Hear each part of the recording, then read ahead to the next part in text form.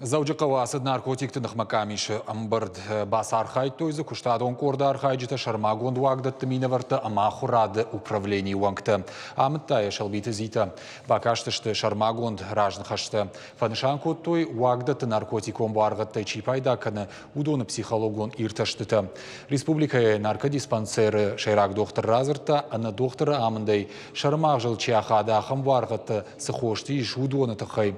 Шайрак нышан наркотикты парахат канын маруазым школа заутым студент тықшын.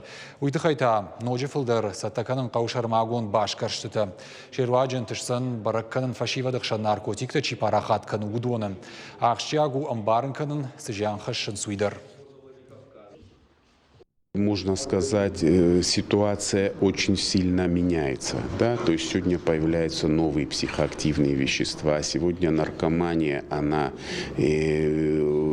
уже не та, которая была, например, лет 5 назад, лет 10 назад. И, конечно, мы должны успевать за этим, потому что вот та ситуация, в которую мы попадаем, мы ее должны опережать. Потому что вот сегодня возник вопрос и по ЛТП, да, то есть как бы их и по недобровольной госпитализации. То есть вот эти вещи, конечно, надо поднимать, о них надо говорить, решать, и, конечно, надо их как бы быстрее вводить.